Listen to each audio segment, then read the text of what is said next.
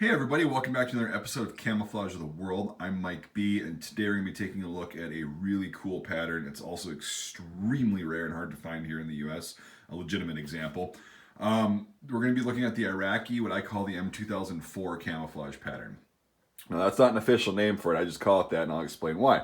In 2003, March, specifically the United States and NATO, basically, the coalition forces invaded Iraq.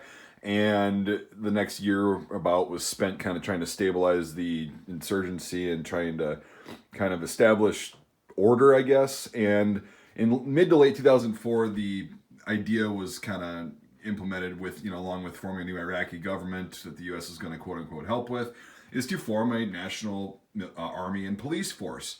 So the United States was actually tasked to train them, and other coalition forces did as well, but the United States played a huge part in training the newly formed Iraqi army, which consisted of volunteers.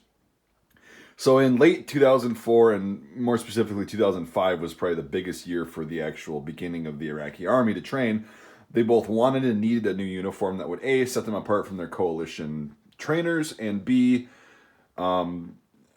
set them apart from their old Iraqi camouflage uniforms that they had. So they didn't want anything to do with that. So they kind of copied the US six-color desert pattern and came out with their own version of it. Now, this is a six-color pattern, as you can see, but it's a little bit different than the United States pattern. Specifically, with the introduction of this hue of pink, kind of the salmon color. Now, if you've never been in the desert before, specifically in the Middle East, that pink hue is everywhere.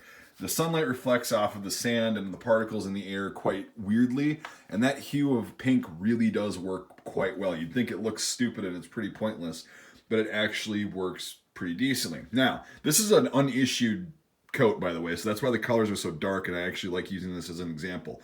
I've seen these in person when they're faded, and this gets a lot lighter, and they actually do work fairly well, but we'll get to that in a second.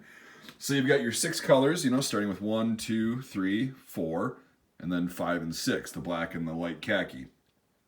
But it's not at all the same as the US one, and the black chocolate chips are actually a little bit more kind of fat and blocky. They're not as rigid. They're more rounded too than the US six color. So this was a really easy way to distinguish Iraqi soldiers from US soldiers or British soldiers or whomever else was with them, because of the fact that nobody in the coalition was wearing a pattern exactly like this. So they wore this, and they still wore that, or they still wear this pattern. You can still see it today when they're fighting ISIS, and ISIS is actually wearing this too.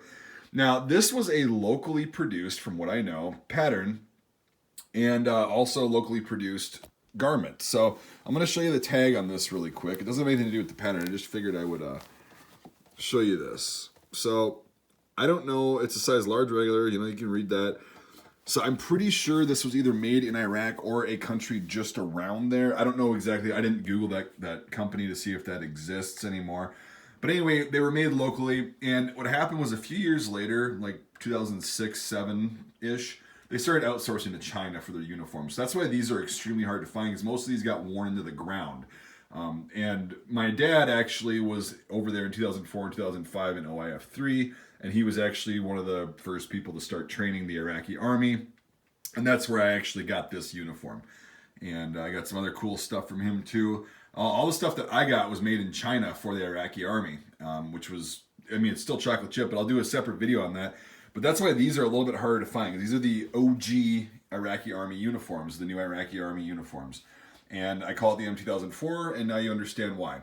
So yeah, basically I actually like this variant. It's really aesthetically pleasing. It looks cool, but it's also extremely collectible if you know what you're looking at. So yeah, that's really all I've got on the pattern itself. I'm not going to go into a 30-minute video on the history of the uniform and all that stuff and give you all the excruciating details, but I just figured I'd give you enough to recognize this pattern if you happen to stumble across it in a Goodwill. Somebody's, getting rid of all their stuff, or somebody's moving out and got to donate it to Goodwill, and you find one of these jackets sitting there, and you're like, shit, that looks like an Iraqi Army M2004 shirt, and the tag matches the one I saw in the video. Wow, I should probably get this for $5. So anyway, to Iraqi militaria collectors, these are really hard to find, especially in this condition, and I'm really happy to have it in the collection. So definitely never getting rid of this one. It's just going to remain and be a really cool piece of history that's rather personal. So thanks for watching, everybody. I really do appreciate it. Hopefully you learned something. Hopefully was able to kind of show you what the Iraqi army was actually wearing in 2004, 5, 6, 7. Well, actually, I think they started transitioning to like a digital pattern in like 2011 and 12, but you still see this stuff popping up everywhere, which is also why it's hard to find here, because they're still wearing it. So anyway, I appreciate you guys watching. I really do. You guys are awesome. I like this series. If you like this series, let me know in the comments. And also, if you can consider becoming a supporter on Patreon, this channel is funded by viewers. They've allowed me to get a lot of really cool things for the channel. It's pretty interactive. It's $1 a month, $12 a year, $5 a month or more. Gets you into the Discord server, which I'm on pretty regularly. A lot of people on there already. We're having a good time, and I do a lot of exclusive content on Patreon. So other than that, I just appreciate you watching, and hopefully you learned something. Please let me know in the comments what you think about this video. This is one of my favorites to kind of do a video on. Oh, I forgot to mention, yeah, the epaulets, but that's what they have that rank. The new ones have those too. Anyway, I appreciate you watching, everybody, for like the 10th time. I really do, though. And we'll see you on the next episode of Camouflage of the World.